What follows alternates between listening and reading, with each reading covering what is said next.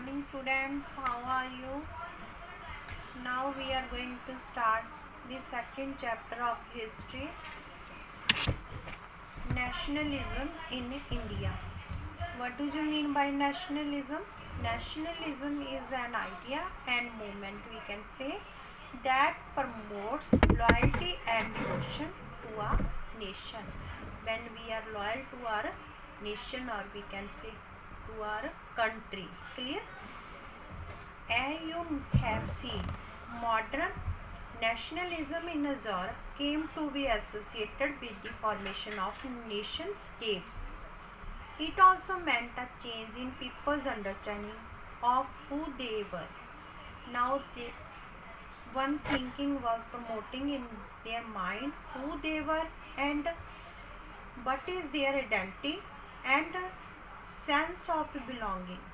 Clear? So that's why now nationalism was increasing in India. New symbols and icons, new songs and ideas formed new links and redefined the boundaries of communities. New ideas were coming from the other countries. In India and as in many other colonies, the growth of modern nationalism is intimately connected to the anti-colonial movement.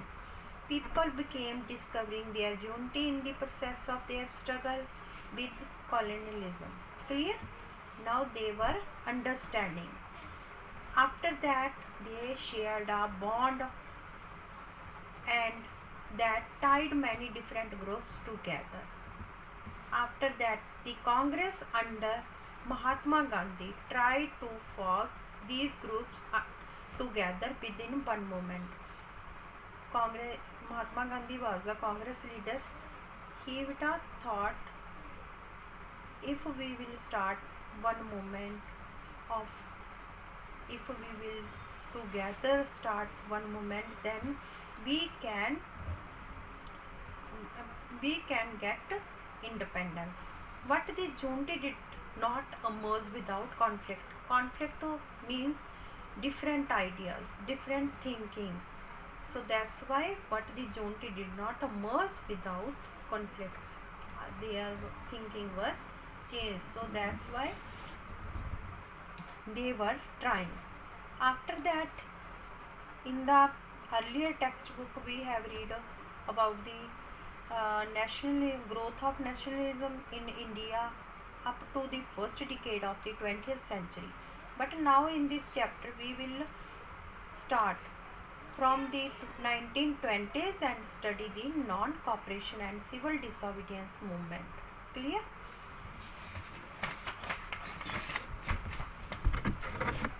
First topic is the First World War and Khilafat and non-cooperation. In this passage, this question is, what was the impact of the World War on India? What was the impact of the World War on India? You have to read the chapter thoroughly, these pages thoroughly. I will explain in brief. In the years after 1919, we see the national movement spreading to new areas, incorporating new social groups and developing new modes of struggle. How do we understand these developments? What implications did they have? First of all, in this passage, it led to a huge increase in defense expenditure, which was financed by war loans and increasing taxes. Clear? Custom duties were raised and income tax introduced. Second point, we can say there was a sharp rise in the prices goods. The prices were increasing day by day. So that's why it also impact of the World War. Clear? Third is the world created a demand for industrial goods.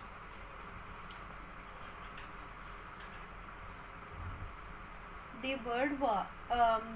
Third point is the war created a demand for industrial goods and caused a decline of imports from other countries to India.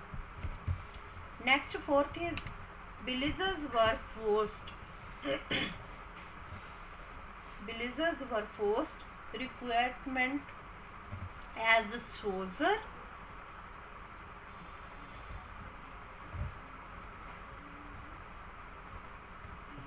in the army, which led to the widespread anger in the rural area.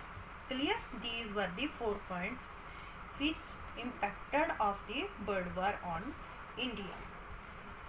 Next is the idea of Satyagraha. The idea of Satyagraha.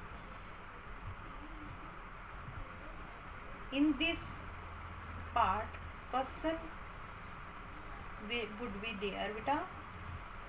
Explain the idea of Satyagraha according to Gandhi ji. Explain the idea of Satyagraha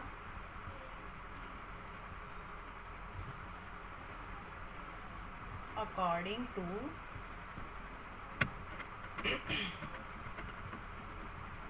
Gandhi ji. Clear? Mahatma Gandhi ji returned to India in January 1950. After that, first point we can say there are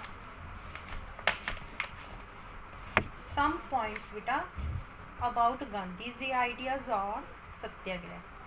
First is Satyagraha stressed. First of all, Satyagraha stressed on the power of the truth and the need to search for truth. Clear? The idea of Satyagraha emphasizes the power of the truth and the need to search for truth. Second is it advocated that for the struggle against injustice and right cause, the use of physical force was not necessary. Second, if we are doing, this could be done by appealing to the conscience of the oppressors. They can do only instead of being forced to accept truth through the use of violence. By this struggle, truth was born to ultimately triumph. Mahatma Gandhi believed that this dharma of non-violence could unite all Indians. Clear? Third is one can win the oppressor even by appealing to the conscience. I have told you beta. Fourth is according to Gandhi ji, Satyagraha is the most effective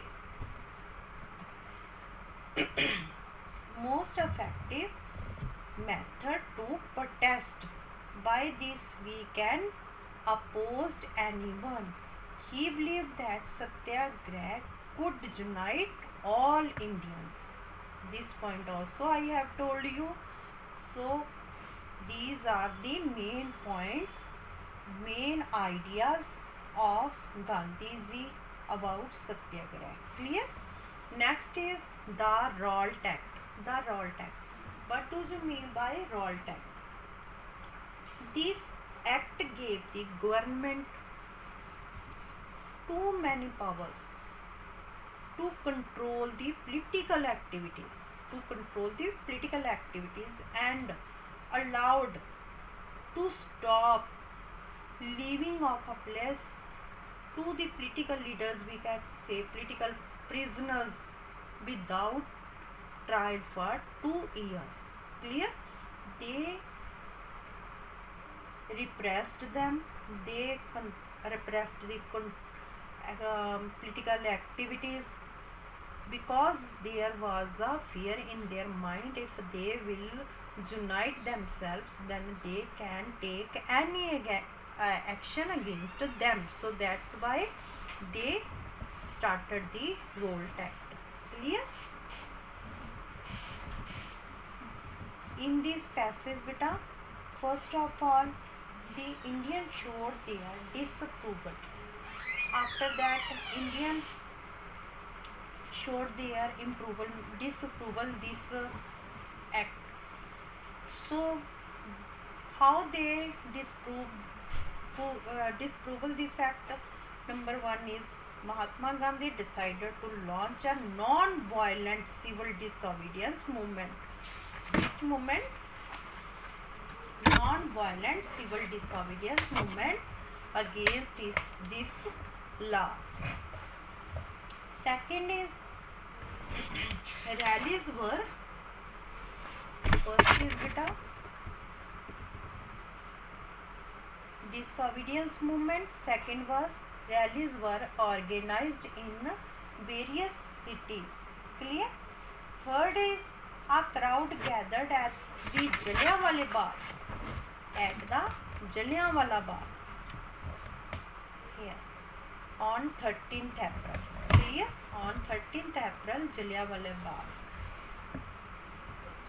to protest against the oppressive policies of the colonial government. What did they do? First is they launched a non-violent civil disobedience movement. Second was rallies were organized. Third was a crowd gathered at the Jallianwala Bagh to protest against the oppressive policies of the colonial government.